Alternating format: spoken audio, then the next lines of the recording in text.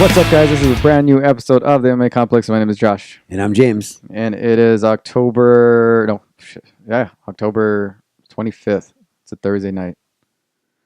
Long day. Yeah, long day for us, huh? Yeah. Yeah, but good. Glad to be back. I got some great guests on the show for you guys this week. We have David Manley. He's MMA Bobbleheads, premier bobblehead company out there right now, making some of the best product available today. They just came out with their Brian Ortega bobblehead. You guys got to check them out. So David Manley is on the show today. He's going to be talking about MMA bobbleheads and the fights this weekend. And I mean, he's just a great guy. And then you have Mike Radich of Cagefighters from The Rock, a new comic book series that's coming out. Indigo Fund page. Yeah. That they're trying to raise money for and get this thing going. They have DC artists on there. They have Image comic artists associated with this thing. Mike's writing it. Mike's on the show. So we're going to get to that shortly too. But first, man, how's everything going?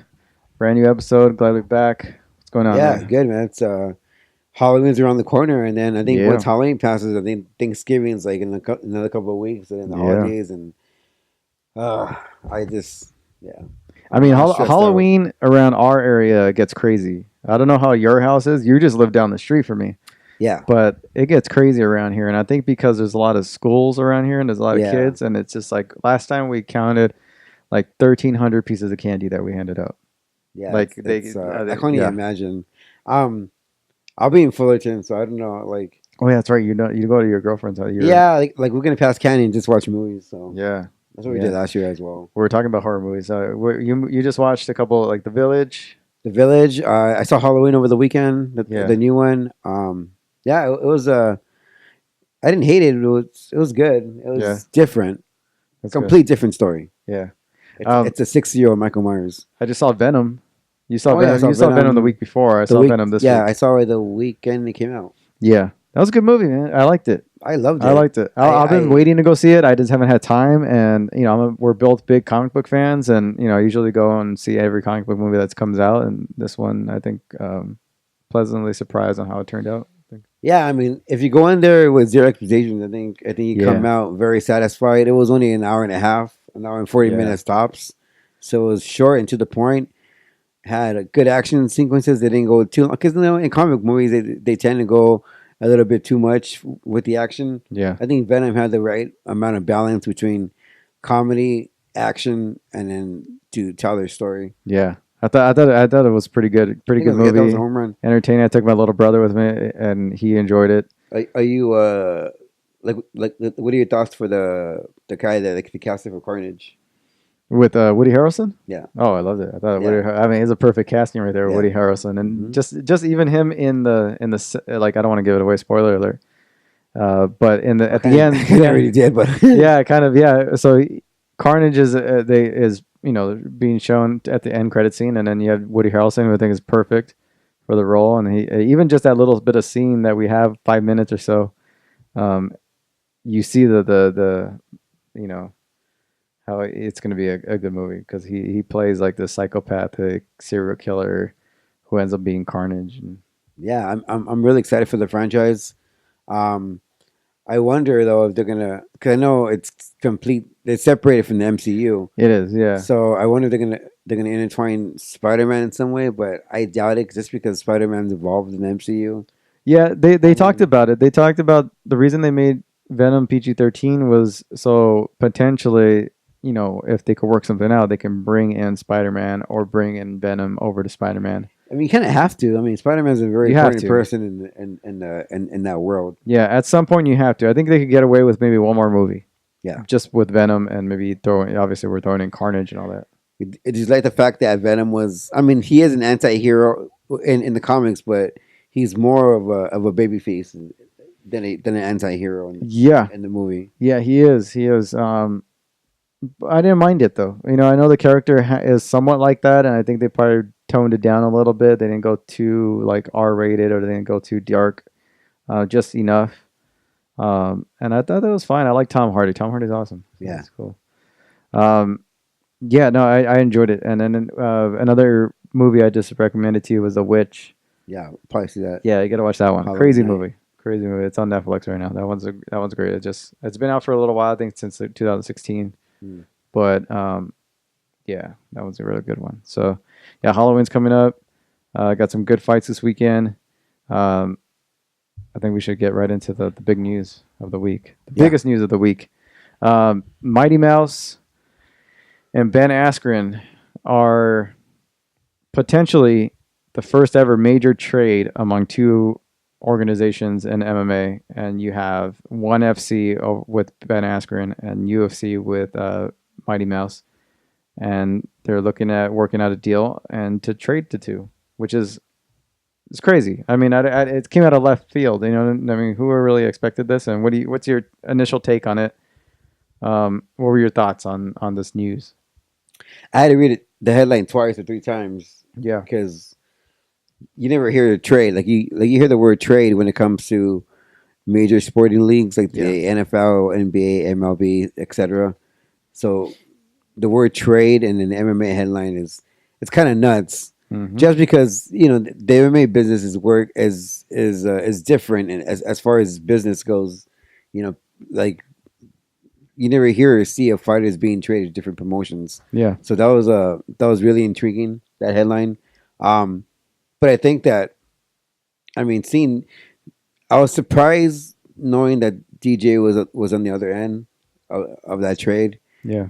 Just because I think that he's more of a value fighter than a Ben Askren, considering what he's done in the sport, considering that he has the record for title defenses in his name.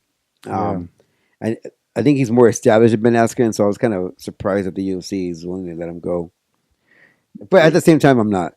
Yeah, it's surprising to me, but then it's not. We obviously we're familiar with the relationship that DJ's had with the UFC. Yeah, and how they're kind of never really gave him the push that he deserved. I mean, going 10 title defenses, went on a long winning streak. Probably showcased some of the best skills anybody has ever showcased in mixed martial arts, and arguably one of the best of all time, if not the GOAT.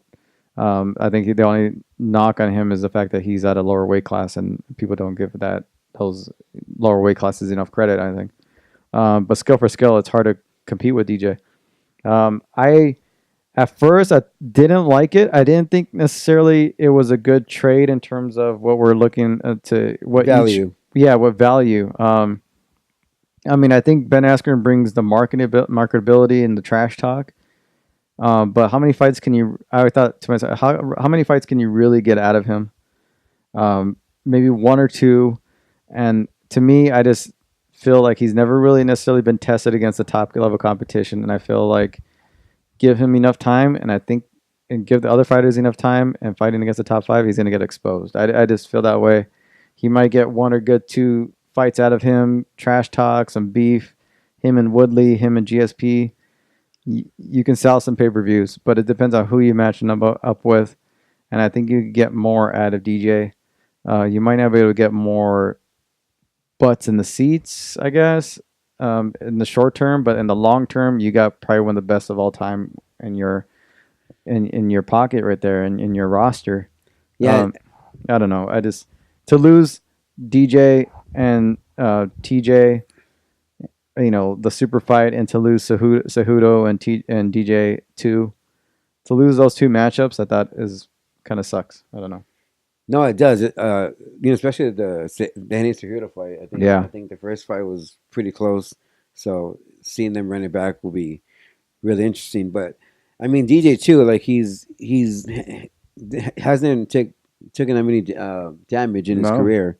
Where Ben Askren's been to the ringer a few times, and I think the market where DJ is going to are a more respectable market. I think they appreciate technique and all that good stuff. I think Askren, and I agree with you. I think he wins 1 or 2 fights in the top 15, but when he maybe a top 10 guy, but I think once he cracks the top 5, I think in 2018 it's hard to be a good wrestler and just depend on that. Yeah, I think he'll get one. Maybe let's say he gets 1 fight, he loses GSP.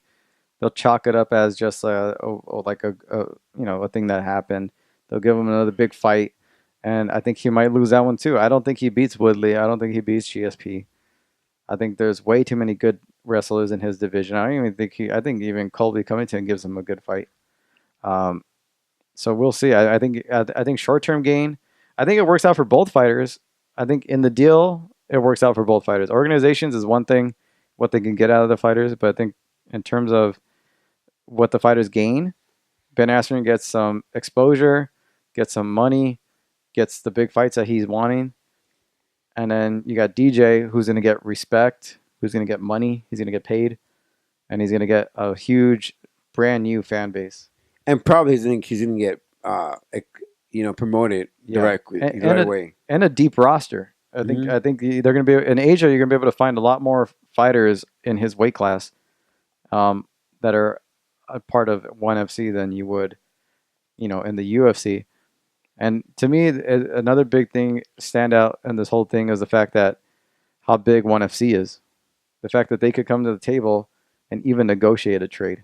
A trade for DJ. What kind of organization has ever had enough power to go straight to the top? Straight to the top and get one of their best of all time. And just scoop them up and trade them for somebody. That just shows you the kind of lack of respect that the UFC shows to DJ to be willing to just give him up for Ben Askren. Yeah. And the fact that just the power of ONE FC and how they're dominating over there, it just shows that whatever they're doing is working, and they could come to the table and be like, we offering him this, we want him, we'll give you this guy. Yeah, I think too, Rich Franklin and and has a good relationship.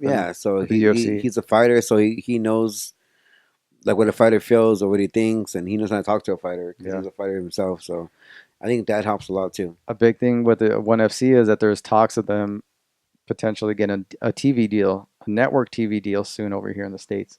So if that becomes a thing, that'd be so awesome. They're gonna become a big player. Their product is great.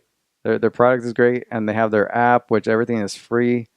I don't know if you caught Eddie Alvarez's interview on Ariel Helwani show.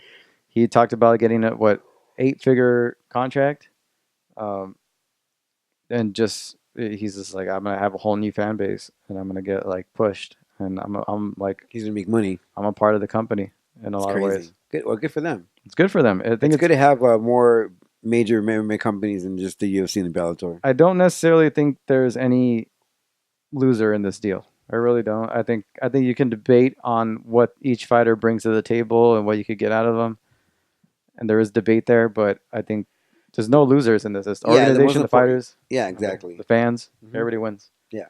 I think it's crazy. Who do you think gets more out of it though? ONE FC or ONE FC or UFC? Oh, is it ONE for sure? Yeah. I mean, there's a whole slew of 125-pound fighters in ONE. I mean, the UFC it was hard to bug DJ a fight. One guy wins one fight, he was a top 15, and his next fight's a title fight.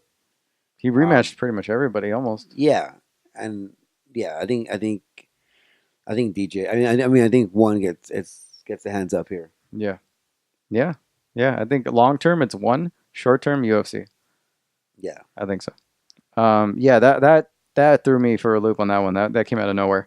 Another big news is Khabib and Conor situation is still in the news. You had Khabib getting half his purse, and then you have a hearing scheduled for both of them in sometime, I think, December. Now, there hasn't been any news in terms of his teammates getting cut or any of that stuff, so that stuff is still being worked out, I think. But for the most part, things are starting to roll with him in the commission, and I think it should be resolved around December, January. They'll probably just fine him, probably a short-term suspension. He'll train during that time. They'll schedule a fight, and that'll be it. Dana White came out saying that, he thinks that it's most likely going to be Ferguson that gets the next shot, especially because Khabib doesn't want to fight Conor. So, and Conor, I think, knowing that he didn't win the fight, he doesn't have the bargaining power.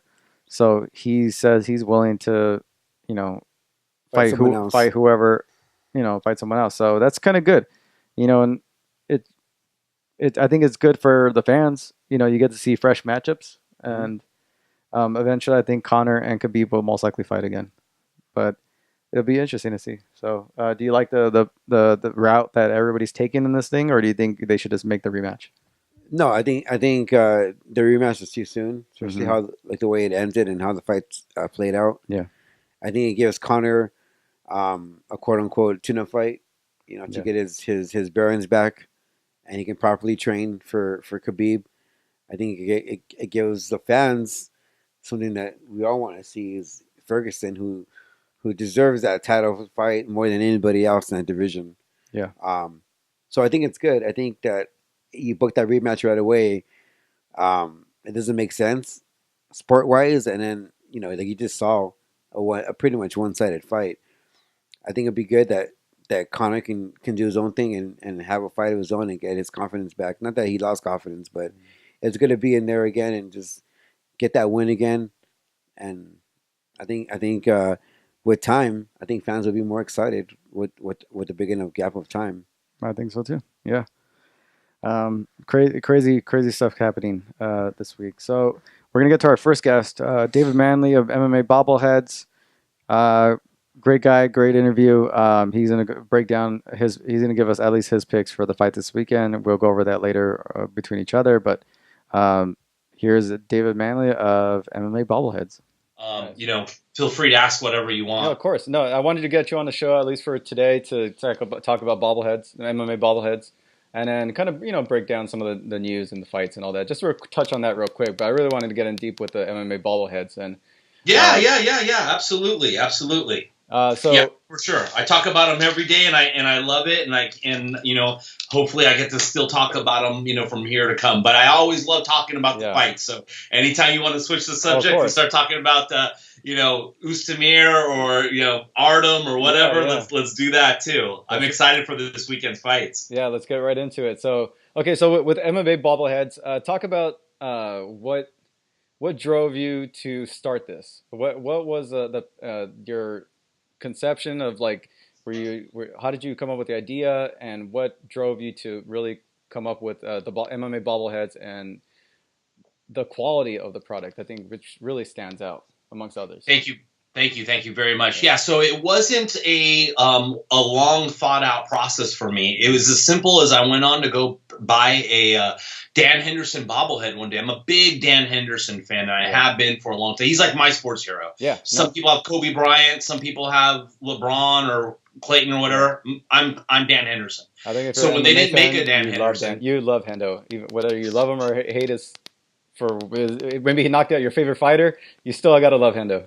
Yeah, for sure. There's not a lot of people that hate Hendo. Even the Brits love Hendo. That I've come to find out. People message me all the time from the UK. They talk about how much they love Hendo. They don't like how what he did to Mike and how I made the bobblehead out of it, but they could still respect him. That's for sure. Yeah, for sure. But anyway, when they didn't make a Dan Henderson, I went on to look for Robbie Lawler because he's one of my favorite fighters too. They didn't make him. Yeah. And then I was pissed. I was like, how could they not make these guys? And then I went straight to the top, and it was Conor McGregor. I typed in Conor McGregor bobblehead. Yeah. They didn't make Conor either. Yeah. So it was like right then and there, a lightning bolt came down from the heavens. Yeah. And I was sitting in this exact chair right here. Yeah. And I leaned back just like I'm leaning back right now. And I thought, can I do this? Can I make not only bobbleheads for MMA people, but make bobbleheads into the new school with art, with high-end art? Because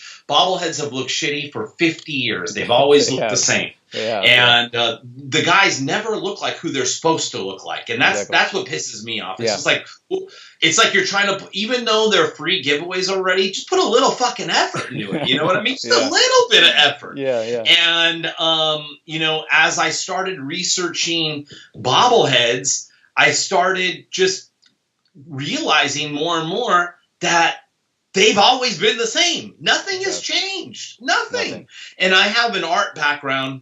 My family's full of artists, and I've always done a job with creativity professionally, and I'm a businessman by trade. Yeah. And I just thought, you know what? Can I do this? Can I move forward with this idea and take the next step, which was, can I learn how bobbleheads are made? And then that's when it all kind of started. And every day I started becoming more and more obsessed with making bobbleheads. Where did you go to learn your craft, and where did you learn your art form? Your to make bobbleheads? How do you learn that's that? A great question, because that's a great question. And then another great question I get asked all the time is like, how do you even find the guys to tell them, like, how do I call Dan Henderson and just say, hey Dan, I got a bobblehead? I'm just fucking Joe Nobody, you know, with an idea. So that's a really great question. But you know, from coming from a background of nothing, with bobblehead background, not a collector. I owned one bobblehead, a Babe Ruth bobblehead that I just got at the game one day. And I didn't know anything about it. So I just started, like I would think where everyone else would start, YouTube. Google how to make a bobblehead. What are bobbleheads made of? Google. You know, what kind of paint? What, you know, is clay? What are, you know, just base, you know, things like that. That had to, and then I just went down the wormhole, and then I started learning everything about bobbleheads, bobblehead technology, springs, clay, paints, you know, glue, everything. So I learned. I learned for like a year, and then I started practicing on making them, and I started with Nate Diaz. Nate Diaz was the first one. So anyway, I ended up making about 6 people that I just admired. Never had any intentions of practicing on it, right? Practice. And then one day, it was about 10 or 11 months into all of this practice. I decided, you know what? I think I could move forward and start making a business proposition to some of these fighters. And I think I'm getting good enough where they will like it. And at that point, the bobbleheads that I made at that point were still way better than what were being given away, what people generally have. But since then, I have gotten so much better than that point. But that's how it all started. And then I just started pounding the pavement and beating the streets and doing anything that I could to get in front of these fighters and propose a bobblehead for them. Now, was it always your idea to have them in action? Because you have some of their iconic, actions, like their knockouts or their movements, or like some photos. Did you go off that? Was that your original idea, or did you first start off with like the normal setup of a bobblehead where it's just the body and then the head, and then that's it? There's no action pose. There's nothing attached to it. Right. So one of the things that I had a big problem with right from the very beginning is how they made bobbleheads out of these people just doing generic stuff. Just like Derek Jeter would always just have a bat. Or, you know, so Clayton Kershaw just had a glove. There was nothing, you know, Derek Jeter's famous for a lot of different poses, or there's a lot of different, you know, moments in sports history which they can memorialize with the bobblehead that they just don't. And that bothered me a lot when I was getting into it. When I was always like, why don't they make, you know, a Shaquille O'Neal, you know, when he's doing this, or this guy doing that, like such great moments. Now they're kind of starting to a little bit, but I thought, you know what?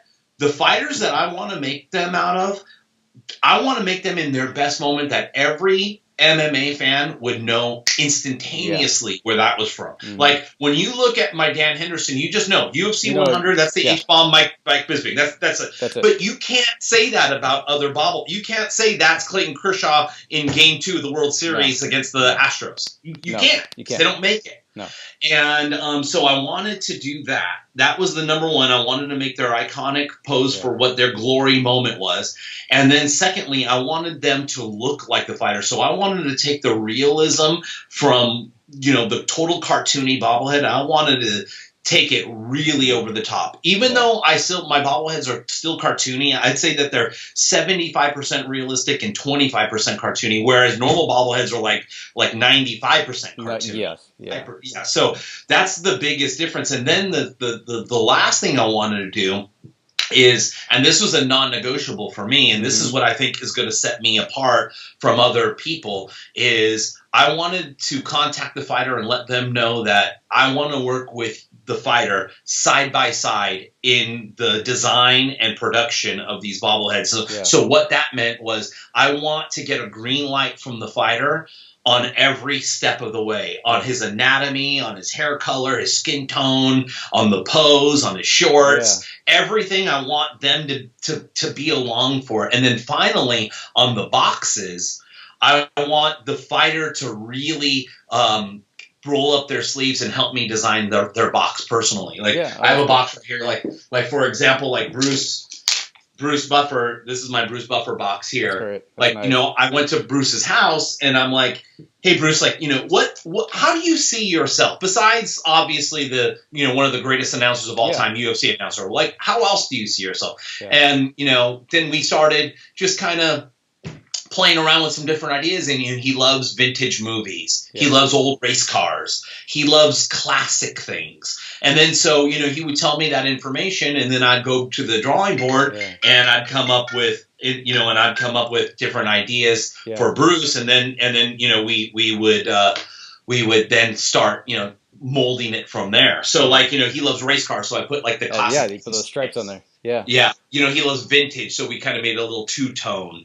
It's like a weathered, like kind of old school. Yeah. So it matches like with Bruce, and then like Brian Ortega is like the same. Brian loves that surfing. One. Yeah, of course. Yeah. That's all Brian Ortega right there. Yeah. Yeah. He loves Los Angeles, so I put Los Angeles underneath there. Yeah. He loves and hates sharks, so we put like a cool shark there. So this is I put my logo as like on a little wave there. So it's like everything that I do, I want the fighter to be incorporated with it, because that makes it really special for the fan. Yeah. And that's what I want to do. I'm not in this for a money grab. I'm not in this to retire off, doing something like this. I'm in this because A, this doesn't exist for MMA fans. B, MMA fans like me, who've been around for a long, long time, we've always been the stepchild that no one likes, that no one mentions. Yeah. We've always kind of been in the closet about being fans of MMA. We don't even, like me personally, like for a long time, I didn't even bring up that I liked MMA in a group of like men who love sports. Yeah. Because I don't want to be criticized for something that they don't understand. Just because they don't understand martial arts, people just have a default of talking shit on it, human cockfighting, or that's brutal, or there's I knew this guy in high school that could kick all their asses. It's just like they say such ignorant things like this, and then I look at my friends like they're complete assholes and idiots, and so I just don't bring it up anymore. I didn't, and now that MMA started to come out, the wrestling thing. Oh, you do that wrestling thing, or like you watch that wrestling thing. I'm like, it's not wrestling. It's like, or have the audacity to think it's fake, or whatever. Oh, especially nowadays. How many times do you see that online? That's why I didn't like the Khabib thing a couple weeks ago, because it brought it. We had so many eyeballs on that, and it brought it down. But not to get off topic so bad, but I really felt like now that we're kind of being accepted, and people are really starting to embrace MMA. I felt like, I want to not only make something that's never been done for MMA before, but I want to do it like over the top. And if that means, losing all my hair and never sleeping and investing all my money, then fuck it, man. I'm all in, because I really believe in, what I'm doing. Yeah. And what goes into the making of the boxes, and even, well, not just the boxes, but the bobbleheads themselves? Are they, you sculpt them by hand?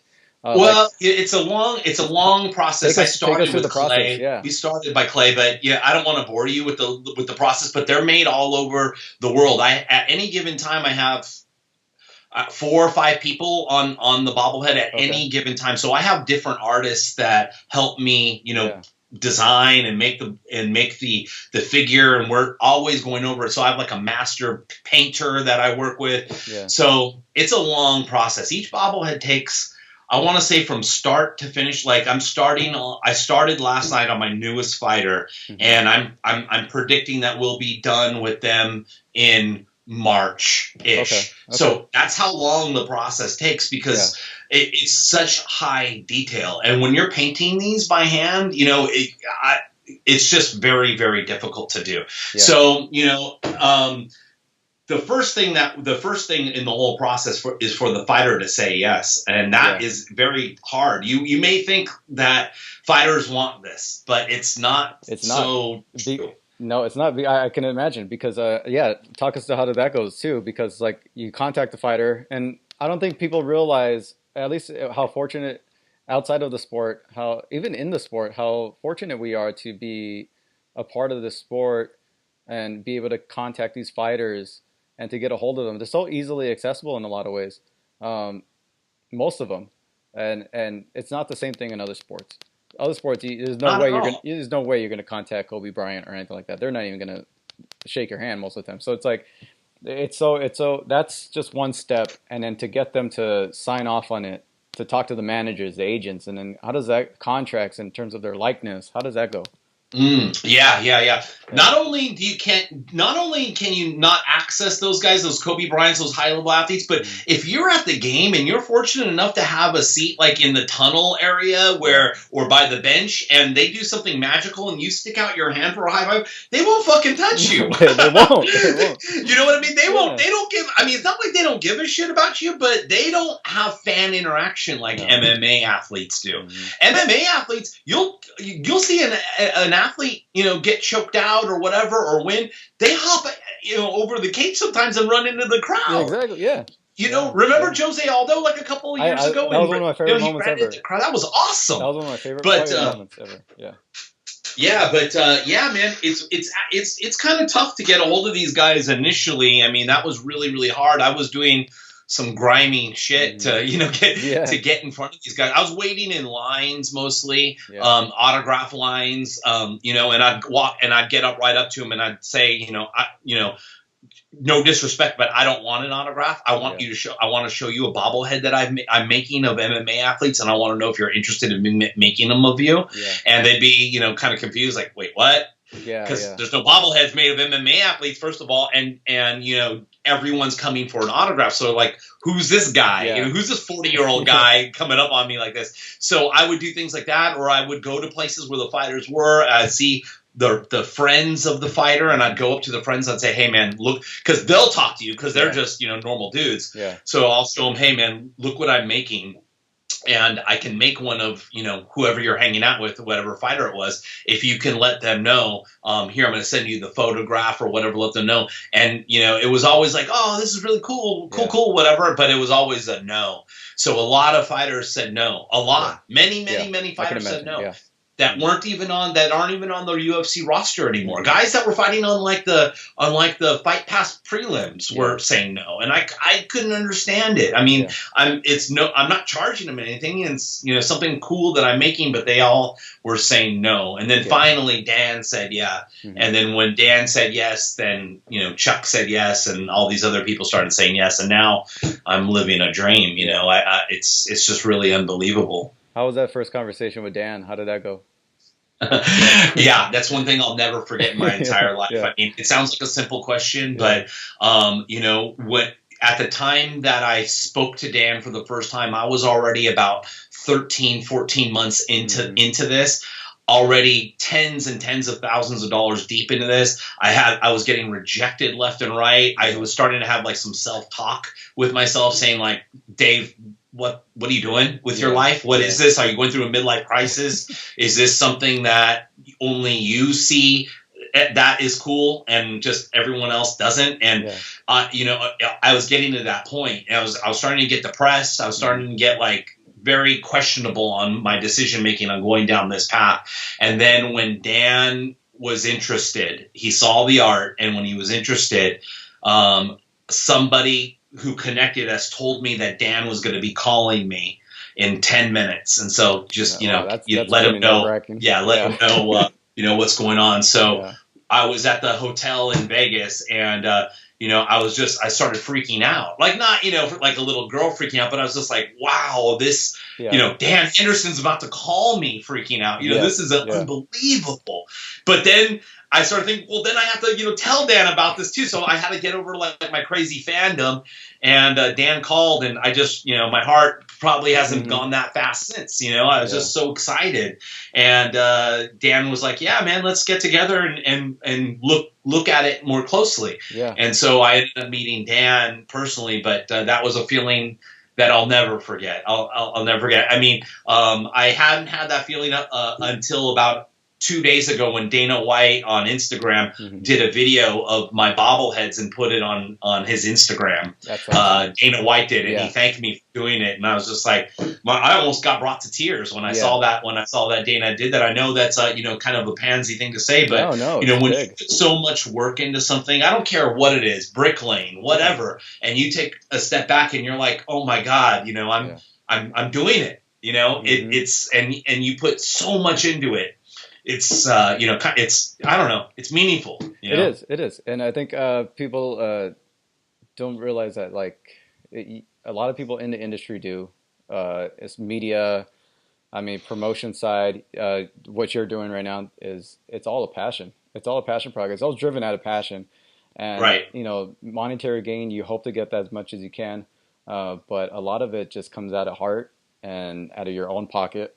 And just to enjoy the enjoyment of meeting your idols and meeting your being at an event. It's just like it pays for itself in a lot of ways. And for us covering the sport, just being in an arena, like it gets me every time. Or I'm in awe of what I'm witnessing right now. So it's awesome. Yeah, no, you're absolutely right. And then to do something like this for something that you love so deeply, like, I don't love a lot of things more than I love MMA. Obviously my family and my, fiance, but MMA, I have been deeply passionate about MMA since before Zuffa bought the UFC, since the mid 90s, and, for me to, come this far, it's just I'm so blessed, I'm so grateful, and even though there's days like today where I want to punch a hole through the wall for some of the things that are going on right now in my life with this company, at the end of the day, I'm so blessed that I have the opportunity to keep on moving forward. Is it just what you're talking about? Is that just the pains of, like, the process? Is that what you're getting? Or is it yeah, things that are out of your control. I do a lot. I work with artists, I work with fighters, I work with lawyers.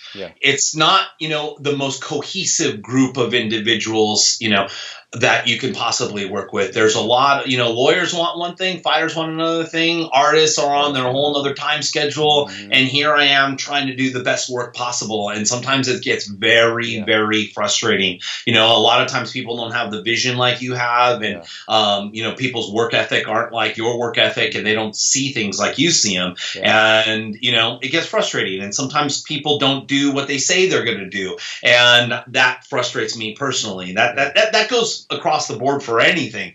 People who are really late or don't show up or blow you out, no one likes that. And when you're on tight deadlines, it gets very, very frustrating sometimes. But I don't want to make it sound like I'm negative Nelly, because there's wonderful great moments. It's the nature of the business too. It's the nature of the business of what you're involved in.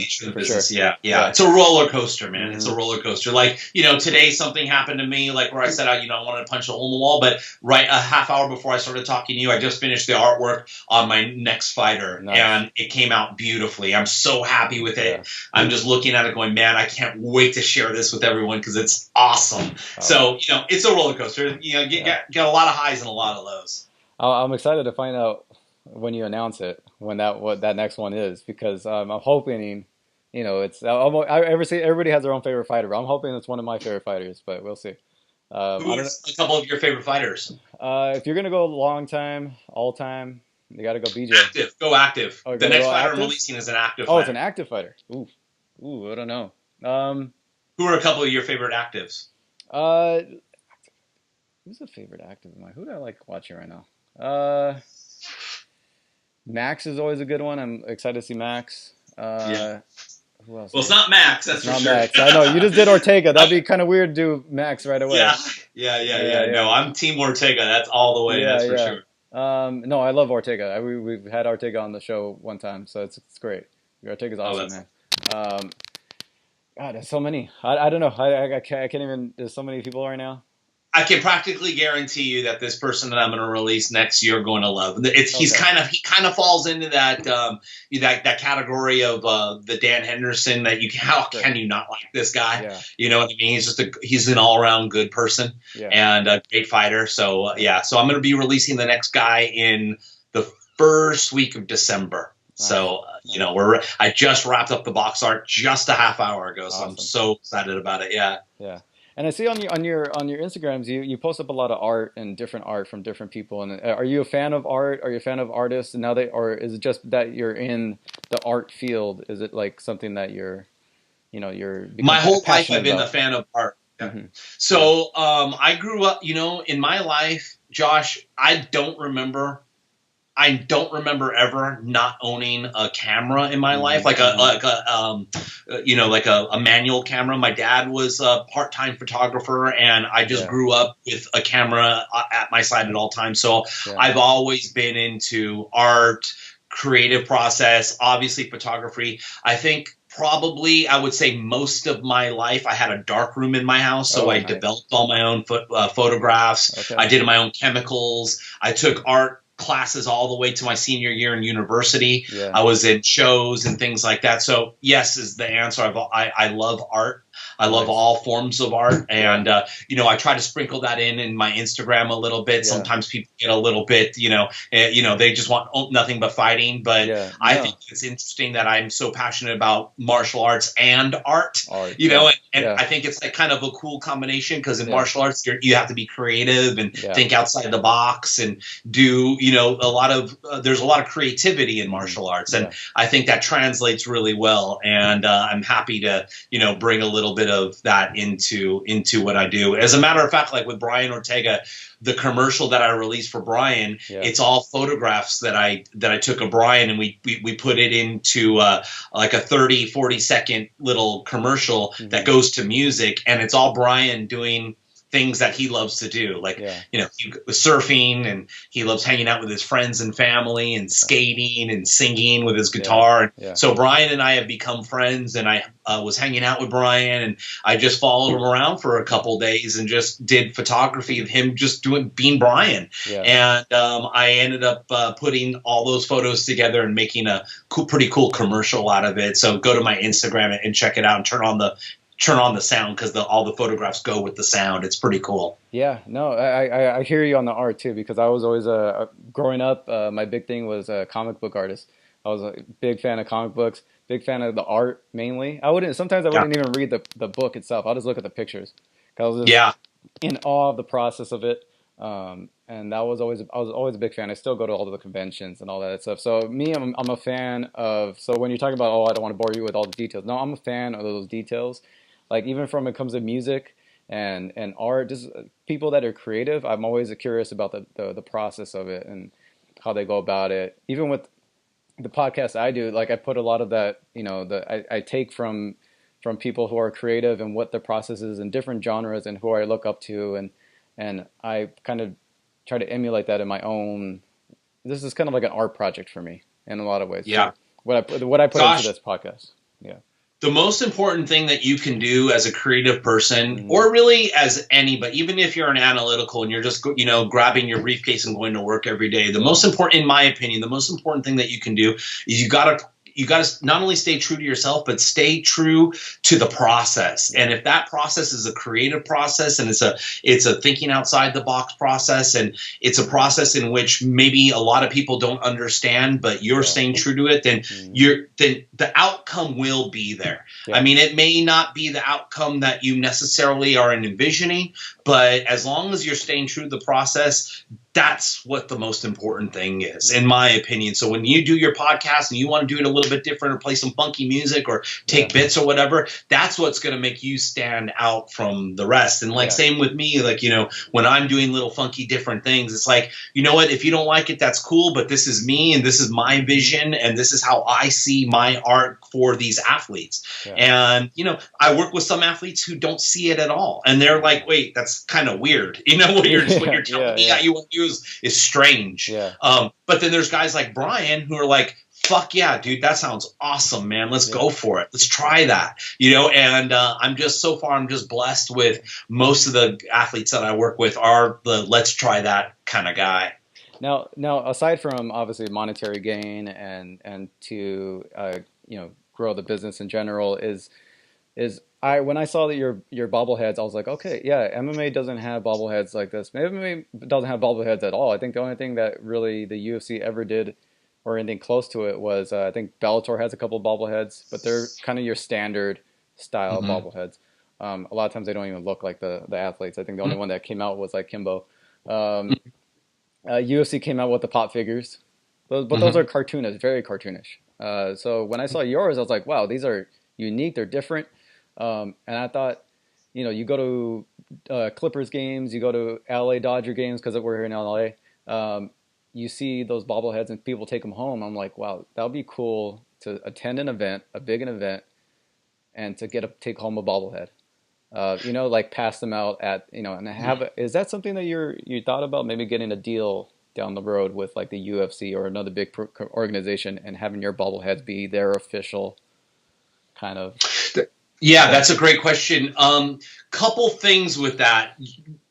When the Dodgers are passing out free Clayton Kershaw bobbleheads, they're making them by the 5,000-10,000 pieces. And that's why they come out so shitty looking, because they're just slap the paint, move on. We don't care that looks more like, Justin Turner than Clayton Kershaw. And they look totally like different people. You know what I mean? We don't care. We're just going to put Clayton Kershaw on the base. We're going to make this little model in a pitching position, and we're going to tell everyone it's Clayton Kershaw bobblehead night. We're going to make 10,000 of them, and now we're going to jack the tickets up $10 a piece on that night. We're going to sell the game out. The parking lot will get full, and we'll sell 40% more beer. Yeah. All for like this real shitty bobblehead that looks nothing like Clayton Kershaw.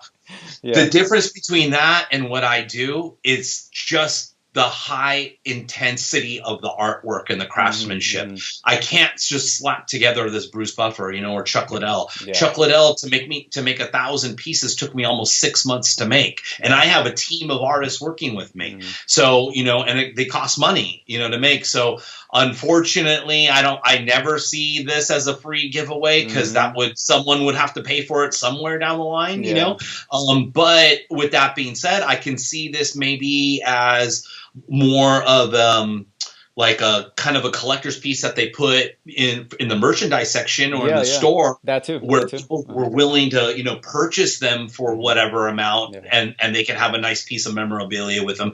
But I doubt that these will ever be free. How? It takes me 6 months to make 1,000 of them. How am I going to make 5,000 of them? It's just not logistically possible. And the quality will go down eventually. It's almost like it's almost when a restaurant goes franchise. They obviously have to cut costs in a lot of ways, and then the quality goes down. I don't know if you ever seen that McDonald's Founders movie. Did you ever watch that one? Yeah, that's crazy. It's very much the same thing. They had to cut a lot of the quality of the food. Go to packaged artificial milk for their milkshakes, and the quality went down in order to expand. So it's the same. The founders of McDonald's had a vision of high quality, quick service, great, good, solid food. And this guy came in, speedy, let's go and let's turn a quick dollar. And maybe that worked for a lot of people, and obviously it does. But these guys' vision just gets washed up by the machine of corporation and making money. And, that's not what I'm into. I have a full-time job. I'm in finance for a living. But I want to see my bobbleheads grow as much as they can, as realistically as they can. Yeah. So, if, say someone like, the Lakers hit me up and they wanted a LeBron James, hell yeah, I'm going to make a LeBron James for sure. And I'm going to make the best LeBron James that's ever been made before ever in bobbleheads. And I don't see why they could put it in the Lakers shop, instead of giving it away. When I can only make, like with LeBron, I'd probably make like 2,000 or whatever. But that's I want to stay true to why I'm doing this in the first place. Nice. Okay, so I could talk about your MMA bobbleheads all day, and I'm next time we have you on, hopefully we'll get more into it, and we can announce you when you have your next announcement.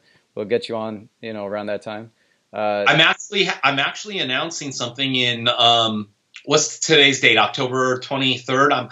I'm announcing 24th. something in around November 12th or so that I've been working on for about I want to say about 18 months. I've been working on this, and only a handful of people know of this project that I'm working on. Yeah. And it's also MMA related, Awesome. and it's also art related. And I'm telling you right now, Josh, that a lot of people are going to like this thing. You cannot not like this thing. Yeah. In fact, like Dan Henderson loves this thing that I'm coming out with more than he loves his own bobblehead. Awesome. And so it's a really cool thing. I hate doing like this teaser like this without telling you what it is, but maybe I'll talk to you again like around that time because I want the whole world to see what I'm releasing. Yeah, let's do it. They're going to be ready for they're going to be available like right in mid-November.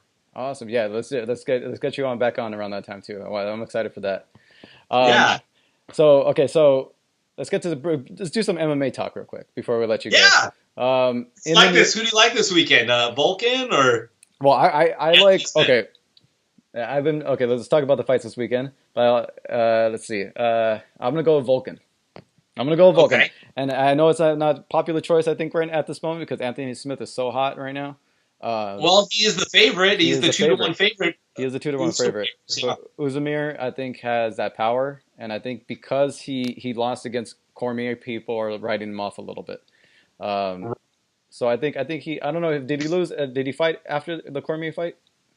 No, this is his first fight back. He got hurt a little bit, but that was his second loss. He's 15-2 with a 73% strike knockout ratio. Yeah.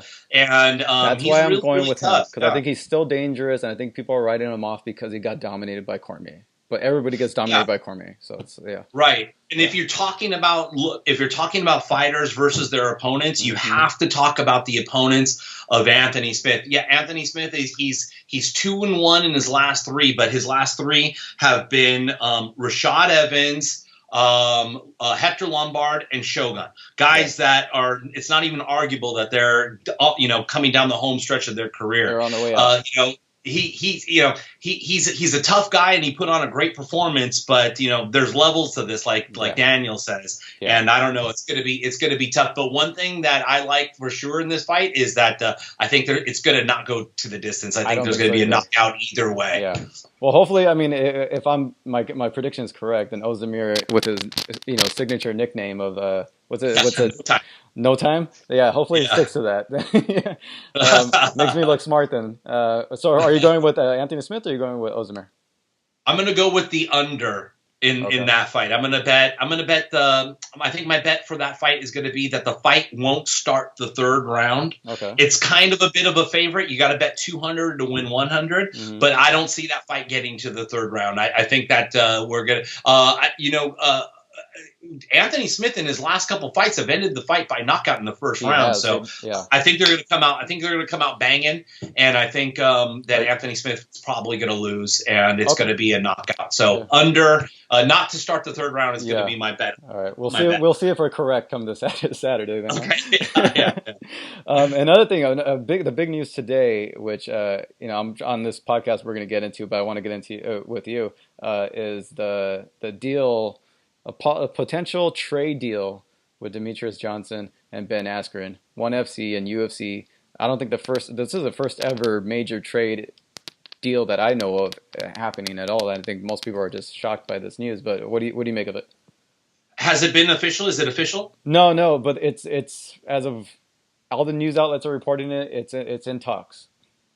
Yeah. Well, my initial thoughts, Josh, on that are, to use a cliche, where there's smoke, there's fire, or, if it walks like a duck, quacks like a duck, it's a duck. We all now know that the UFC does not give a shit about the flyweight division or Demetrius Johnson. That now we just know. Yeah, for sure. Mm-hmm. Yeah, for sure. Demetrius went on that amazing run, and even towards the tail, I think the fight that before he fought Henry was on free, like a Fox card. Yeah. It wasn't even a pay-per-view card. So we know that the UFC is looking to ditch the flyweight division. They might as well just come out with a press release saying that they're having a fire sale. Yeah. And Demetrius is not going to move up. And if they can get Ben Askren for Demetrius, can't scrap the flyweight division. The UFC is going to come out looking great. And if ONE FC wants to pick up where the UFC couldn't, left off and couldn't accomplish with that flyweight division, with the along with the acquisition of Eddie Alvarez, then by all means, go for it. I mean, I want to see more MMA promotions too, but my initial thoughts are the UFC is going to get double what they want. Get rid of the division and get Ben Askren over. Yeah. I agree with you. I think this is also a testament to it. It's more so not so much a trade deal that I'm focused on.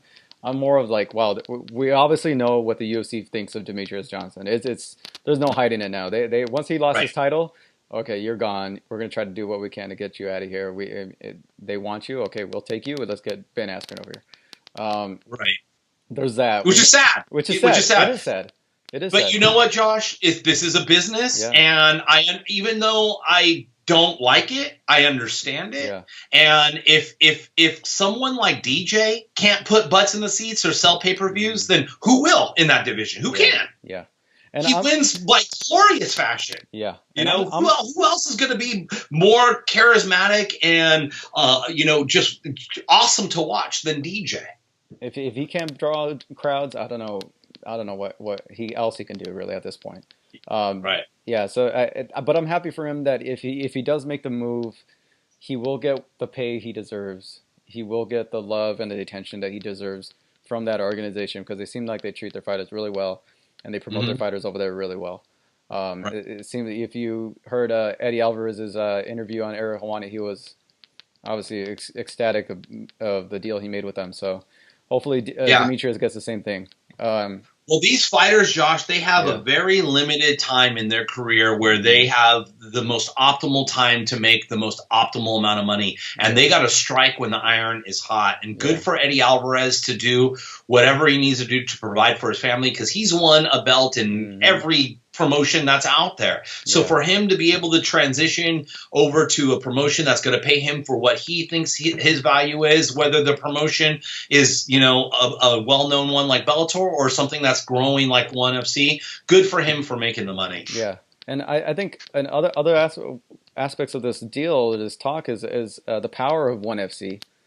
The fact that they can go get on the negotiating table with the UFC and actually do a trade with them, then that's how powerful they are over there. And the fact that they can, talk to the UFC on their level and be like, let's make a trade. And who does that? Who does that really? Who's ever done that with the UFC? But although, Josh, trades are subjective to the eye of the beholder. Yeah. You know what I mean? I know a shit ton of Raider fans that are still furious about the Khalil Mack trade. Yeah. Was that a good trade? Was it not a good trade? This Cooper trade a few days ago with the Raiders. So I'm not a Raider fan. We're just talking trades. Yeah. I mean, first round draft pick, Amari Cooper, who's getting the better deal here? And I think when you look at the UFC and the ONE FC trade, I think they're both satisfying what their agendas are both. They're both going for. I think the people are going to be happy. People are not going to be happy. I think I don't necessarily think that Ben Askren is necessarily worth the squeeze. I think you're going to get maybe a couple of good fights out of him. Maybe a GSP fight. Maybe a Tyron Woodley fight. Maybe a Colby Covington fight if that ever happens. But he's a good trash talker, but he's also not a big draw, and it depends on who they match him up against. He is towards the end of his career, as he says. He wanted to retire at 33 unless the UFC called. The UFC is calling, and I think he wants that GSP fight, but I don't know how many fights you can really get out of him. And then when you put him up against the top of the division, which we all wanted to see, I don't really know how well he's going to do. I mean, I know he's a really good wrestler, but a lot of those guys are dangerous strikers as well as good wrestlers. And they're young and they're hungry, and I don't know if he's gonna be able to keep up. We'll see, I guess. But. Yeah, and then you never know where they're going to put him for the first fight or two. Putting Ben Askren against a GSP or a Tyrone Woodley for the belt, that's pretty aggressive in my opinion. They rarely do that for a newer acquisition. I mean, let's see, who did they do that last with? Like a Gil Melendez when he came over. I think they gave him a title shot right off the bat. It's also a different era now. It's also the title era. So really, I mean, if 230 was a clear indication of what they think now. Because a lot of people were I thought most likely Jones would be the main headliner of that card. But then I was like, you know what? It's a different era. the new owners really don't value hierarchy and the the putting a good fight together that is meaningful. It's really just put slap a belt on somebody. So I figured that they might actually do. I was going through my head who they might actually do it, and I knew the only person out there that was willing to take a fight at that time was Valentina. And I thought, watch them do Valentina against so and so, and look what, and then they did Valentina against so and so, and then all of a sudden they scrapped it all and all that, whatever happened. But, yeah. I mean, that fight would have worked if that so and so was at least a somebody. I mean, no disrespect on Eubanks, but I mean, come on, man. I mean, she's very, very green still, and now you're putting her. And I think for UFC fans or MMA fans just like us, I think it's more of what I felt like more of a disrespectful type of thing to Nate and to Dustin, putting those two ladies up ahead of these two veteran warriors like that. Sold the card. That's a co-main event if I've ever seen one. That's even a Fox main event if you want to do it. I mean, you could take your chance on pay-per-views, but that's easily a Fox main event right there. Absolutely. When I said co-main event, I meant Valentina being a co-main event to Dustin and Nate. Yeah. Nate and Dustin, that's a main event. That's a main event. For free, on a free card for sure, yeah. Even pay-per-view, I think some people would pay to see Nate Diaz come back, So I'm bummed that fight got scrapped. Yeah, I am bummed. Really bummed. And there's a lot of weird stuff coming out about that one, like Poirier getting injured, Nate talking trash about him, and then deals going, negotiating deals not going well. It's like a lot of stuff is coming out after the fact. But I thought this trade deal was something big, and then ONE FC, we get a lot of ONE FC fighters on here sometimes, and we've had we talked to some of their higher ups, and it's crazy to see where they're making their move. I think the next 2019 is going to be their move, and I hear that they're working on TV deals, and they're going to announce something in December. It's going to be interesting. And you know what, Josh? That's awesome. It's awesome for fans like you and I because PFL's turning out to be great with this contest. Yeah. The Grand Prix tournament that they're bringing back at Bellator, it's really fun to watch. If this ONE FC makes a move like this, that's really cool. It's great. I like the competition, and I like other feeder organizations to get to have fighters come from to eventually go to the big show like the UFC. It's great. Then I also like knowing that fighters have options for themselves personally if their contract does, get come up at the UFC. That there are Eddie Alvarez's out there that make this work, and it could happen for them too. No, it's all good things, and it's a growth of the sport that I think is it's long overdue. I think in a lot of ways. So, okay, so I'm going to let you go here. It's been great talking to you, man. We're going to get you on hopefully soon around the time when you make your next announcement. What is it, 16th or 18th? When is it? Yeah, I'm going to make the announcement the week of the fight of the 17th. There's a fight on the 17th, so I'll probably do it like on the 13th, 14th, right around in there. Okay, we'll get you back on towards around that time. So really great talking to you. MMAbobbleheads.com. Yeah. Let them know MMA Bobbleheads on Instagram, on wherever. Facebook. Yeah, so I'm MMA Bobblehead on all social media. MMA Bobblehead on everything, and follow me on Instagram because I go live every so often, and I talk about the behind the scenes. I show photos of me making them and painting them and all that stuff, and I'm very interactive with the people who follow me. I'm a fan just like you are, so I do a lot of giveaways, and I have contests and things like that. So I try to make it fun. I'm not a big corporation just trying to squeeze every dollar that I can out of you. I want to make this a real interactive, fun experience for everybody. And the Brian Ortega is available now. Yeah, it's available now. It's really cool too. That's great. All right, go check it out. All right, David, it's great having you on here. It's great talking to you. Really fun. Great meeting you again. All right, it's just awesome. We've been chatting back and forth on Instagram for a little while now, so it's great. So, but take care, and looking forward to talking to you soon. Okay, man. Say hello to James for me. I will. Take care. Okay, talk to you soon. Bye-bye.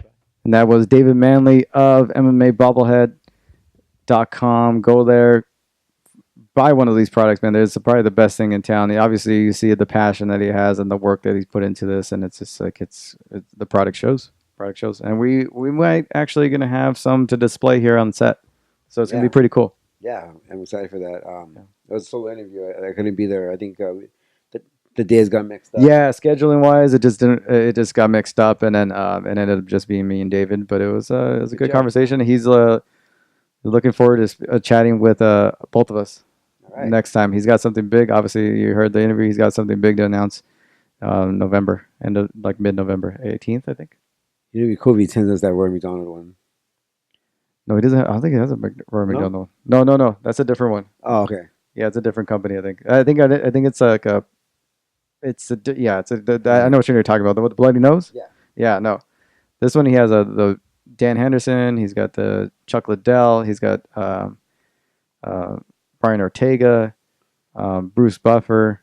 Did he give him the address? Yeah, no, I gave him our information. Yeah, so he's gonna be sending some stuff, and it's pretty cool. So thank you, David. Thank you for being on the show. What else? We have some what other topic came out recently? Nate Diaz and UFC, not in good terms. Nate Diaz obviously has shown to have this up and down relationship with the UFC. Dustin Poirier and Dana White have both come out saying that he's been tough to deal with in negotiations. I don't necessarily get it with the Diaz brothers. I think a lot of it is saving face. The fact that they're so inactive and they put up this like anti UFC, can't tell me what to do attitude. But if you look at like Nick, at this point, you're just wasting time. Now you're just like losing time. You're losing money. I don't know what you're doing on the side. I'm sure they got side hustles. Nate is somewhat following in his footsteps. But he's always been a little bit more easy to deal with than Nick. He's slowly becoming Nick Diaz. He's slowly becoming Nick Diaz, and now it's like, do you want to be a fighter, or is it just now? It's just you got to be making some money because you're the fact that you're so inactive and you fight maybe once every 2 years. Nick hasn't fought in like 4 or 5 years. Like, what do you say to your entourages? You know what I mean? Like I don't know. I'm getting on different topics here, but I see Nick all the time on social media. He's always in the clubs. He's got an entourage of people all the time. Like, what do you tell them? Like, are you just always talking shit and saying, "Oh, fuck the UFC," and saving face and acting like the big shot when you're not really the big shot? Yeah, I think people. I mean, I think that the Diaz brothers are so endearing to fans because it was almost like the Stone Cold versus McMahon. Like, it kind of has that like, thing, kind of like fuck the corporate or whatever.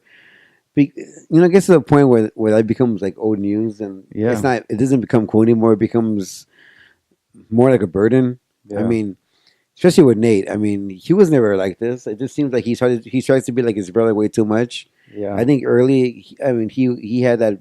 He's always had that brash personality, but never like this. A little bit more of a company man, but yeah, he at least before was willing to compromise some. Where now the word compromise doesn't exist in his vocabulary. No. But yeah, it's really annoying, and you're right. He's just wasting time, and in MMA, you have a really small window of opportunity, and if you don't take advantage of that, the opportunity is gonna close on you, and you're gonna be old news. Which I think it's getting to that point where you only can ride that Conor McGregor ride for so long, and I think his star is slowly going to fade. But if he has money, then I guess he can just not care. Yeah. But I don't know if their finances. If they're this inactive, they got to be making some money. Mm-hmm. But how much money are they really leaving on the table? Like, how much money have they not gained over the past few years by not fighting? Yeah, the Conor was a big payday. But how much money have you lost? Is it just the fact that if you lose, I mean, even if you fight once or twice a year, pick the right matchups. I don't see why Nick. I wouldn't even come back if I was Nick. Like, it's at this point, there's no point. The guys you're going to be way far behind the pack, and these guys are going to just eat you up. And the fact that you guys haven't developed your game. And a lot of the fighters now know how to beat Diaz brothers. They know what it is. Most of them know how to beat you guys. And I don't know if anything, the UFC saying that they're not really in the Nate Diaz business really anymore. You can't blame him, man. Yeah, Nate saying that he's, cut me, let me go. But they got you on the contract. You're not going anywhere. Yeah. You're going to be inactive for another year or two. I think the fight to make now that it's going to be Ferguson and Khabib is Diaz and Conor 3. Yeah, that's the fight to make. I think make that fight. Just put do that it as a co-main event. I think it'll be a good fight for McGregor to come back in. I think he probably wins that fight again. If he comes in trained and prepared, I think he easily beats Nate again. I'm gonna put that fight with the DC Brock. Yeah. That'll be insane. That'll be a good card. So I think it's just, I don't know. It's kind of frustrating to see these guys and see how much talent is being wasted, and how much longer can you really ride the name and your reputation from like years back. It's like, yeah, you're gonna get older and you're gonna fall behind, and I think they're already at that point. Yeah.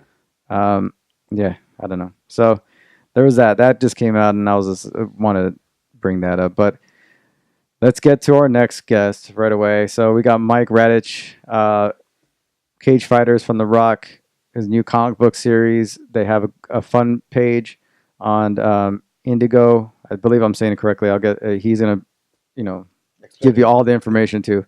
12-issue story arc. You got some talented artists on here. He's writing the whole story, his original story. You don't see this too often. Not too many people are mixing MMA and comic books, and this guy's an original young guy, 25. Surprised that we were the old fogies that we are. Jeez, I know. But great guy, very knowledgeable about comic books and MMA. He knows his shit. So we'll have him on the show again. But listen to and watch the interview with Mike Radich. Right. Mike Radich, man, how's everything going? You got your project that you're working on, Cagefighters. Is it On the Rock? Is that correct? From the Rock. From the Rock. There you go. Rumble on the Rock was BJ Penn and JD Penn's promotion. Yeah, there you go. There you go. Glad to have you on the show, man. We're excited to finally meet you and talk to you about this project that you're working on. You're working on a potential 12-issue comic book run. Talk about it. Talk about it. Give us the idea, the concept, and what brought this on. What brought this all together, man? Okay, so what brought it all on was originally I wanted to do a series that IDW with a few years ago called Rampage Jackson Street Soldier. Yeah. I wanted that gig.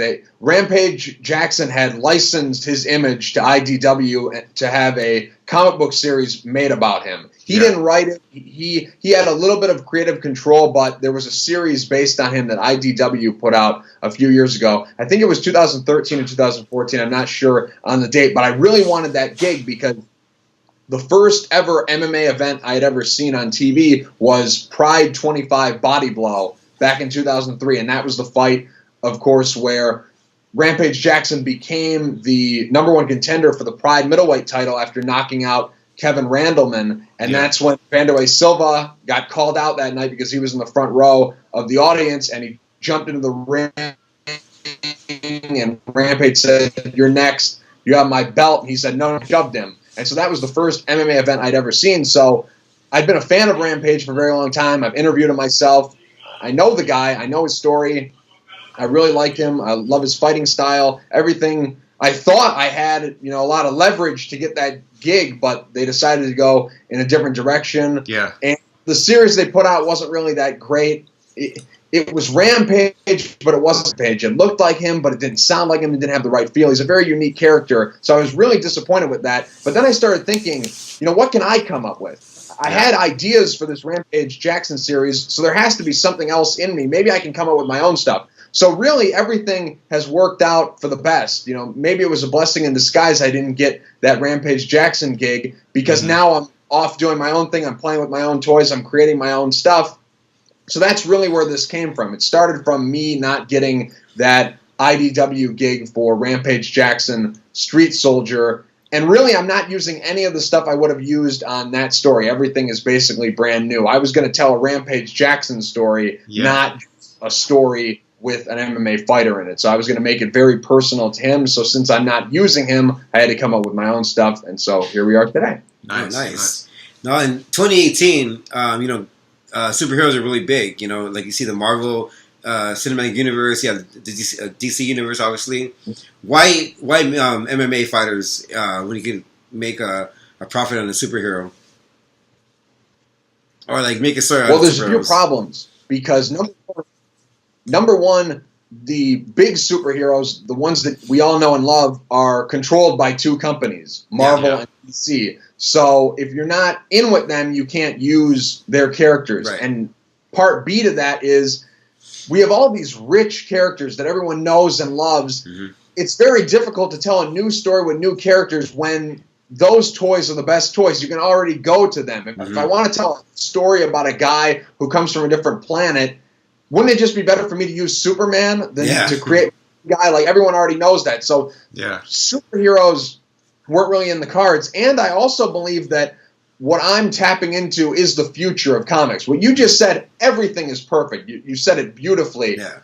Superheroes are blowing up, but superhero movies, superhero TV shows, that's the future of movies and TV. Right. Yeah. Comic books, the future of comic books, because, we can get an Avengers movie where it'll make $1 billion, but we can't get a Marvel Comics version of Avengers 2,000 issues. There's some disconnect, and the problem is they're competing with movies and TV. So we're not going to do that. We're going to go in a different direction. We're going to tell our own stories, because this story, I believe, is the way of the future for comics. If comics are going to move to a level that they once were at, where they were selling millions of copies, it's going to be stories like this, an action-adventure type story, not so much the superheroes, because when superhero comics were really blowing up in the 30s, 40s, 50s, and 60s, think about the special effects. There were no good special effects. Now that the special effects have caught up with everything, the comics have suffered. So we're not going to go down that route. We're going to go down an action-adventure route where we're telling real stories about real people. Yeah. And to talk about the concept of the story too, you ended up deciding on going with the action adventure story instead of a straight kind of typical MMA fighter from training to the UFC type of story. So what brought that on? Well, number one, I wanted to attract not only the MMA fans, but also the comic book fans, because I thought if I just told a straight MMA story, because I did have an idea for a straight-up MMA story, kind of, I guess you could say, an MMA version of Rocky, but as I started writing it, my heart wasn't really in it, and part B to that is it doesn't compare to the real thing. MMA has so many great real-life stories. Like, think about the stuff that we've seen recently. Yeah. This Khabib and Conor whole thing. Truth is stranger than fiction. There's nothing I can come up with that can that. So MMA already has the real stories to it. But on top of that, I wanted to do a story that wouldn't alienate anyone who's not a fan of MMA. So we have a great balance going on in our story where not only do we have great MMA, we have a lot of great references to MMA. We're paying a lot of homages. I can give you one really quick. Our fighters in our story are going to wear the Pride-style gloves. Oh, nice. That's a hat tip to Pride. That's a little Easter egg to Pride. So if you're an MMA fan, you see those gloves, you know immediately that's Pride. If you're not an MMA fan, it's just a glove. Yeah. So it doesn't override everything. So if you're not a fan of MMA, there's still something in it for you. And the way we've done the references are very subtle. Sometimes they don't happen within the cage. Sometimes they don't happen within the training room. Sometimes they happen on the street. Sometimes they happen in the dialogue we do a lot with how we put in references to MMA. So we have a really good mix of, we have a lot of the MMA side of things and we have a lot of the action-adventure side of things. So if you're just a fan of MMA and you've come to us for the MMA, you're going to have that itch scratched for you. If you're someone who has never heard of MMA, doesn't watch MMA, doesn't like MMA, whatever the case is, you're still going to have something that you can go, you know what, that was pretty cool. That's awesome. Cool. You know, a lot of times, like, when a writer writes a story, they kind of put themselves or their own experience in life in the story. And you know, in MMA, most of these fighters come from a background where they get bullied from school or something like that. Are you putting kind of your story into these characters, or are these characters being written in their entire different story in life? Well, originally, I hadn't planned on adding any real-life stuff into it outside of the references. Some of our dialogue are real quotes that you know and love. Yeah. Some references, like the Pride-style gloves, I guess you could say I wrote myself into that because I started watching MMA pride. So I guess that's a part of my history. And originally, I had no plans on adding real life stuff, real life experiences, and maybe some references to real life people into it. But as I started to write this, it started to come to me. Our 3 lead characters. So we have John Kang, who's the leader of the Cagefighters from The Rock.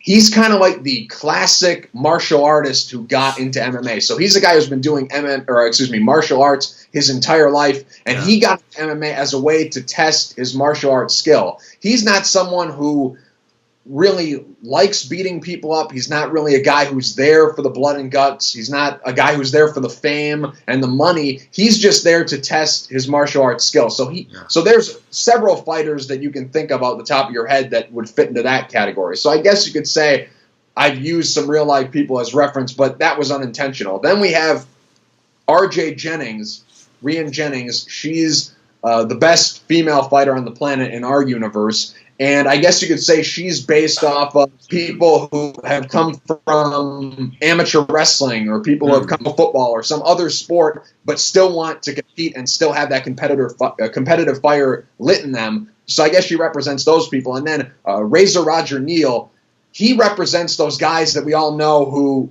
fighting in MMA and getting paid for fighting is just a bonus to them. They'd be out in the street fighting, just looking for somebody. Right. And it's a lot better for them because, they always say in a street fight, the loser goes to the hospital, the winner goes to jail. So this guy has come into MMA and getting paid for it, so it's the best of both worlds. Almost like a cowboy ceremony. Great deal for him. So we can think of a lot of fighters who would fit into those 3 categories, but something like that. It was unintentional at the beginning, but then as I started to think about it, I'm like, okay, these fighters can fit into that. And I'm not one of those type of writers that tries to teach you a lesson through my work. All I try to do is just entertain you. Right. If this story doesn't entertain you, then I failed. It's not like if you don't agree with my politics or if you don't agree with my view on the world, it's nothing like that. It's just a fun story to entertain you. And if you're a fan of MMA, you've come to the right place. If you're not a fan, but you enjoy comic books, this is the place to be. Let's say that you're not someone who is a fan per se of comic books and you're not a fan of MMA, but you're looking to jump in to comic books. This is a great place for you to jump in because this is a brand new story with characters that have never been used before. There's no confusing continuity like with all the superheroes that they're currently out there on the market. And it's only 12 issues. It's not a big commitment. We're only doing 12. Once we finish this, that's it. We're not going back to the well 1,000 times. This is a self-contained 12-chapter comic book series. That's it. We're not coming back 1,000 times. We're not putting out all these crazy platinum editions and 5,000 variant covers. Just telling one story. And if you go to our Indiegogo right now, $5. That's all it is. $5. You can put it on one hand. $5 gets you the first issue of this 12-issue run. Awesome. Nice. Do you have at this point? You have all 12 issues pretty much ready to go, written, or where are you at in the story? We're pretty much ready to go. All we have to do is get our funding, and we're good to go. We have some coloring that needs to get done and the lettering, but that's always the last stage in the process. So once we get funded, we're good to go. Nice. And in comics or in superheroes in general, what makes the hero so great is a great villain. Mm-hmm. Is your villain? Talk about the villain. Do you have a good heel in your story? We have 2 very nasty in our story because our story is based off of it's not based off of. I should take that back. It's actually molded after the cliffhanger serials of the 1930s, 40s, and 50s. That have disappeared. No one knows of them. You guys, I don't know how old you guys are, but you're definitely in your 20s. Oh, thank you. No, we're in our early 30s. Oh, really? You guys look great. Yeah, I know, right? Older than me, and you guys are looking better than me. Yeah. I'm only 25. And shit! Man. Oh, nice. No, you look your age. You look your age. Yeah. Anyways, back to my point. You guys. I'm sure your parents don't even know what cliffhanger serials are. That's what's working to our advantage because how often can you do something that no one's ever seen before? What we're doing for this generation and the generation before us has never been done before to our eyes. Yeah. We're taking an old concept, just kind of like what we're doing now. We're doing a podcast. It's kind of like a old time radio drama. We're doing it in a different way, but it's still kind of the same thing. I'm playing off of you. You guys are playing off of me. We're telling stories. It's all just like an old school radio drama. But now with the internet, we've been able to bring this back, and it's come in podcast form. We're going to bring that old movie serial style back, but we're doing it in comic book form. So that's one massive advantage we have over all the competition, is we're doing something that's never been done before. Now, of course, if you're 75, 80 years old, you remember this back when you were a kid, but if you're 25 to 35, and really in our demo, the MMA demo, 18 to 45, no one's ever seen this before. Right, so we've used that model to make this story where we're not written in the traditional 3-act structure. We're written in this cliffhanger form where the cliffhangers drive the story going forward. So because we're using that model, we have really 2 big villains. So we have what they call in the cliffhanger serials the brains heavies. So that's Brad Cheney, the mayor. Well, he's a crime lord who, through the aid of plastic surgery, has become the mayor of Empire City. Nice, Then we have a guy, his right-hand man, who leads his gang, called Shark. And that guy is nasty, and everyone's going to love him. Yeah. And I can't give away too much, but at the end of the story, you're going to be like, you know what? That guy, he shouldn't have gotten to a gang. He should have become an MMA fighter, because he's going to give our cage fighters from The Rock a run for their money. You're going to be like, God, what a waste of talent. That's great, man, because, as a kid, I've always kind of rooted for the villains. Like, even in pro wrestling, I'm a big pro wrestling guy. Yeah. I always shit for the heels, so I'm excited to read about your heels that you wrote for. Yes. Yeah, we have 2 nasty ones. We have 2 nasty ones. And talk about that's the story. Our story is really a good versus evil tale. We have the white hat, or white hats, I guess you could say, with our 3 leads, and then we have the black hats, and there's no blurred lines. Mm-hmm. The story is the cage fighters from The Rock are good, the bad guys are bad. No blurring in the lines. There's no shades of gray. Yeah. No. You're going to hate the villains, but if you love villains, you're going to love these guys, because there's no redeeming quality. So if you love villains, you're going to love these guys. And these guys they do bad things. That's just what they do. They don't have any tragic backstory like, oh, my parents died, or I lost my job or something. They just do bad people. Yeah. bad people. They're in a gang. They got. I guess you could feel bad for them because they got caught up in a gang at a young age. I guess that would be the sympathetic thing to it. But they've been so far removed. Shark, this guy who's our main or our action heavy, he's like 40 years old. So he's been in a gang a long, long time. So that's the only life he knows. So if you're a fan of villains, you're really going to like these guys because they're really mean and nasty. Oh, awesome. Now talk about how did you get in contact with the artists working on this series? Because one coming from working on the New 52 with Green Lantern. You have another one coming from Image Comics. How did you get in touch with these guys right here and to work on this project with you?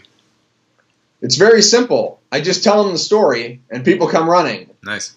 It's very interesting because these guys that I'm bringing, they're basically the John Jones, the Daniel Cormier, the Conor McGregor of the comic book industry. So think of what those guys mean to the MMA industry. Yeah. These guys mean to the comic book industry. These guys are superstars. Martin Coccolo, who's the main artist on our story, and Dan Panosian, who's the cover artist on this story. Dan Panosian's been in the game a very long time, great artist, legend in the industry. I just told him the story, and he said, okay. Later, I realized that he's Fred Barnett.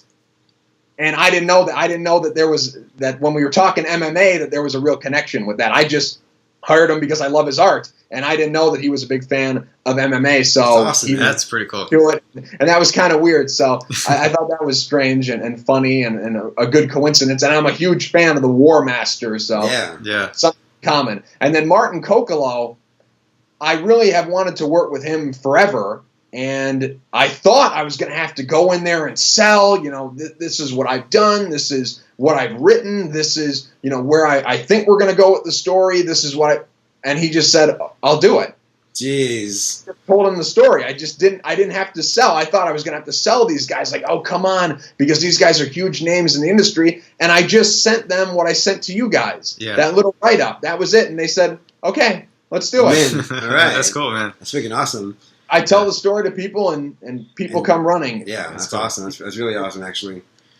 That's how it is. So tell us about some of your plans on how to promote the comic book. Do you have any anything they're gonna do special to get your book out there to the public? Aside from coming on our show. Yeah. Mm-hmm. Well, we're doing tons of media. We've done tons of media so far, and I really appreciate you guys having me on. It means the world to me and the guys that are working on this project with me. Yeah. So thank you very much for having me on this show. And so we're doing podcasts. We're doing a bunch of stuff. We're doing a bunch of blasts out on social media. We're doing basically the traditional stuff. We're going on forums. I know everyone on the UG, the Underground MMA forum, is sick of me from posting all the time, but got to do, and we got to do, man. We need everybody on board. Yeah. I promise you, if you're a fan of MMA, you will love this story. I actually am not good at writing humor. I don't, consider myself to be a funny guy. I'm not Joe Rogan or anything. I don't consider myself to be funny, but some of the stuff that I've written, because of where it comes from, the source material, which is real life MMA, I was laughing so hard at some of the stuff that I wrote. This story is a drama, it's an action adventure, but some of the stuff that I put into the story, because of where it comes from, is hilarious. Yeah. So if you're an MMA fan, you're going to love it because you'll know the background and you'll know why it's in there. Also, awesome. If you're someone who loves memes, MMA memes or MMA GIFs or funny stuff, you're going to love this because this is we're kind of tapping into that market. Mm-hmm. So if you love MMA memes, because I'm sure some of the stuff that we use in this story will be memed of ourselves because people will think it's funny that we use those references from the history of MMA. So we're just doing all the traditional marketing stuff, but we need the people to come on board. And just $5, just what I said, one hand, $5 gets you a copy. We're one of the only Indiegogo campaigns out there right now that if you donate to our campaign, you get the book. You get the book. No questions asked. It doesn't matter. Some of the other Indiegogos out there, you have to go through certain things to get a copy. But if you donate $5, you got it. And what's great about that is it's a taste test. So you donate $5. If you like it, it's going to be in your store later on in 2019, so you can come back to it. If you hate it, you just spent $5. It's $5. It's no big deal, and you gave it a shot, and that's all you can say. But we're doing official stuff to campaign. We've got a lot of great things. We have for $5 tier. We've got a $15 tier that gets you a copy of Cagefighters from the Rock and gets your name in the acknowledgement section of the book. So we can do anything you want in that acknowledgement section. Cool. Like, let's say that you want your nickname in there, your first nickname and last name. We can kind of do like a fighter thing for you, or we have an announcement like that. We can do that for you. Do whatever you want. That's for $15. Then we have a $50 tier that will get you that same acknowledgement, the book, and it will also get a character or place in the story named after you. That's cool. Oh, that's cool. That's man. really cool, man. Especially coming from like a comic book fans or that. And this one I'm very proud of because we're really tapping into using the community. So the people who really donate to our project, we're going to give back to the community, and we're going to actually put you in the story. So for $100, you're going to be a character in the story. The Cagefighters from the Rock, depending on who you are, might interact with you. You might be a reporter at a press conference. You might be a hot dog vendor. You might be a police officer. You could be something in the story. $100 gets you in regardless of who you are. Now, why that's a great deal is because I saw other Indiegogo campaigns offer that to one person for $4,500. We're only offering it to you for $100, and we have 300 spots available. So we have tons of spots open, and that's through the 12 issues of our story. Some people will be used in issue number 1, and then you could appear multiple times in the story, but over the course of people who donate to us will be used in the story. So we have that tier, and I know what some people are thinking. $100 is really steep, but that's to guarantee that you're really serious about it, because we can't have you say, all right, if we do it at $20, we can't have you give us $20 and then give us a picture of Derek Lewis. Yeah. I mean, I love Derek Lewis. He's a great fighter, but his balls are hot. But we can't have him in there. I mean, I love the guy. If he wants to give me $100, I'll put him in there. But we can't actually have people that are not you in that story. So that's why it's set at $100, because it ensures us that you're serious about it. And another selling point for why the $100 tier is there is because, some people are saying, why should I give you $100? I could be in a movie as an extra and they'll pay me. Well, that's true. You will be paid for being an extra, but there's a couple things. Let's say that you live in England and they're shooting a movie. They're not going to fly someone from England to every. They're just not going to do it. They might love you. They might think you have a great look. They might think you're a good actor, but they're not going to fly you cross country. We're able to put anyone in the world in our story. That's cool. And it doesn't matter what you look like. It doesn't matter what age you are. It doesn't matter what language you speak. Just $100 gets you in, no questions asked, and we're looking to do business with everybody. So $100, we have 300 spots available, and that'll be that. And that's nice. Those are That's our really tiers cool.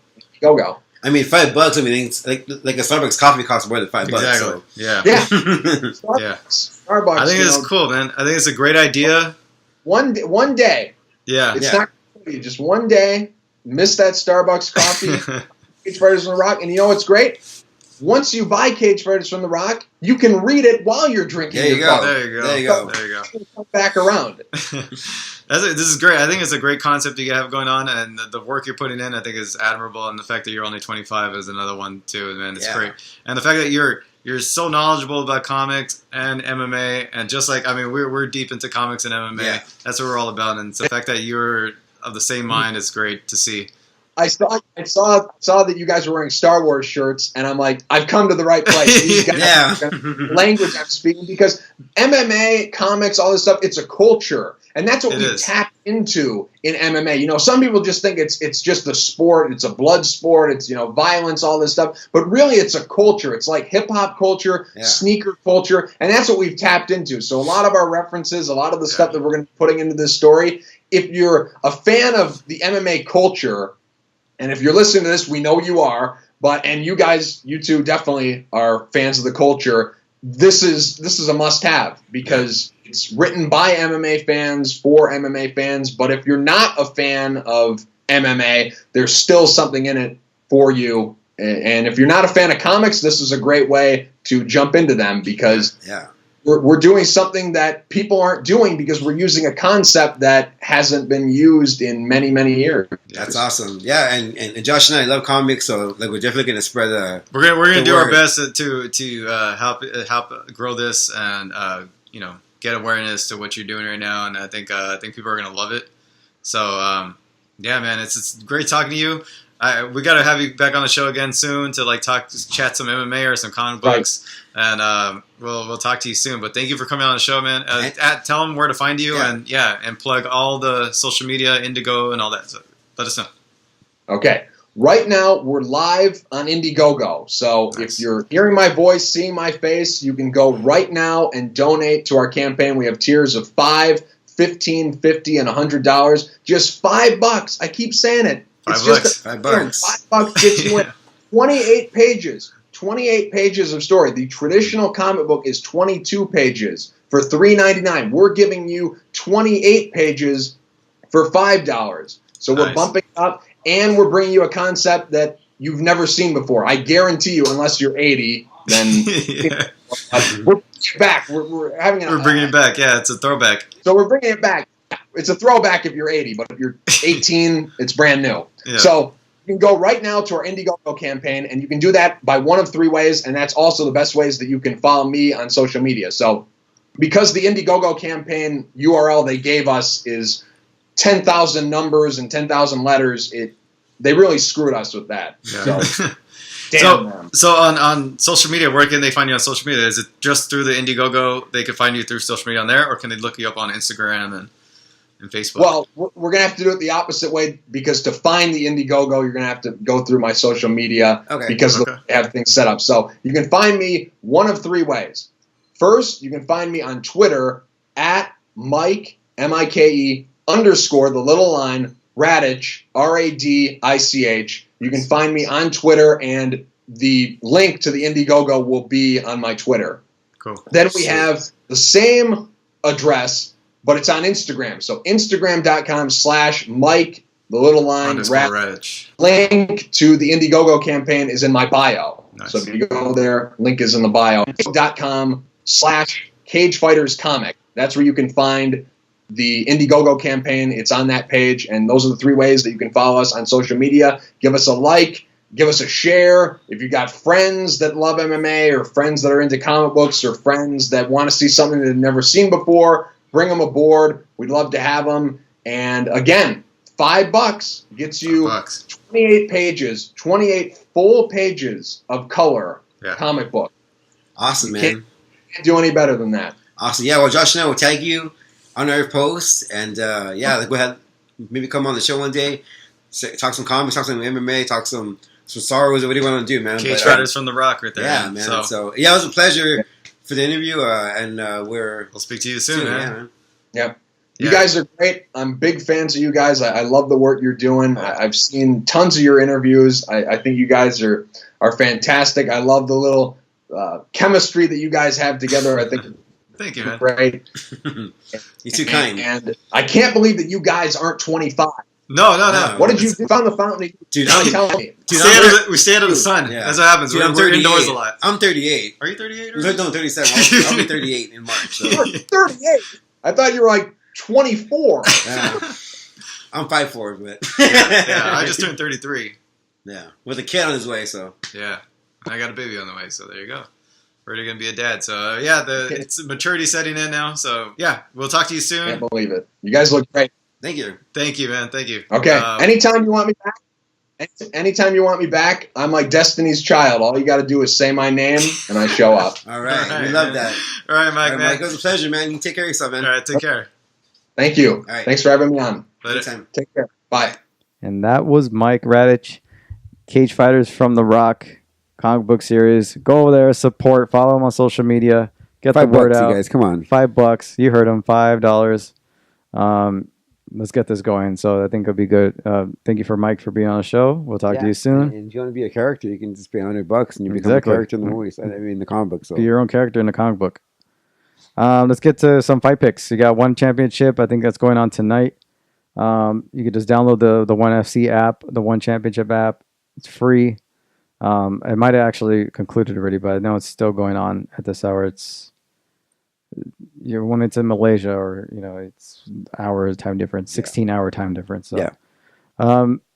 This weekend you have UFC Fight Night 138, Volkan versus Smith, in Moncton, New Brunswick, Canada.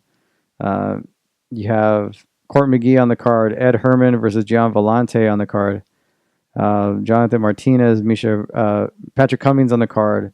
Co-main event, Michael Johnson versus Artem Lobov. That's a good one. And main event, Volkan Ozdemir versus Anthony Smith. So co-main event, we'll go Michael Johnson, Artem Lobov. Who do you have? Johnson, knockout. Johnson, I'm going to go with Johnson TKO. I'll go Johnson TKO.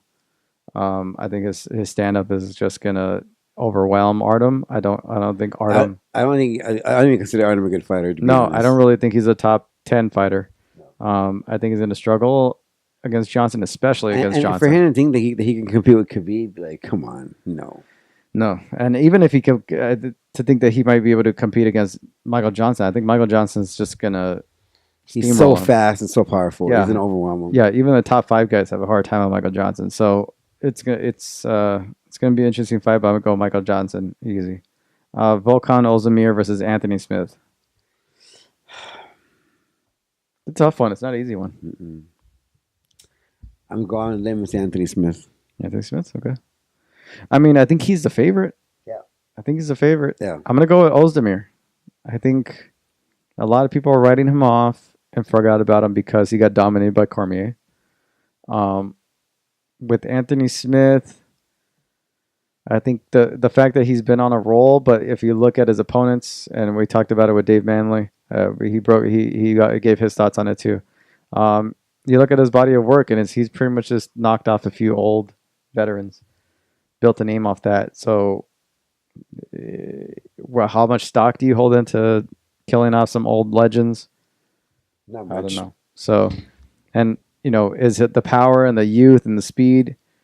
Is that going to be in his favor? And Ozdemir is just that one punch type of power. We'll see how it goes, but I'm going to go with Ozdemir. I think he's going to be able to capitalize on that one punch power against Anthony Smith.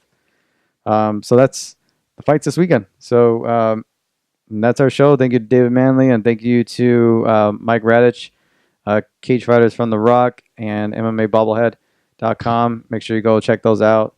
Thank you for both of them being on the show. Yeah, you can follow us on social media. You can follow me on Twitter, MMA Complex James. Follow him on Twitter, MMA Complex Josh. You can follow the show on Facebook, Instagram, and Twitter, all under the MMA Complex. And while you're there, you can go to MMAComplex.com, shop for shirts. $15 gets you a nice black MMA Complex shirt. So check that out. Yeah. Support the show, and enjoy the fights. And we'll break down all that stuff and more in the next episode. So until then, enjoy your week and enjoy the fights.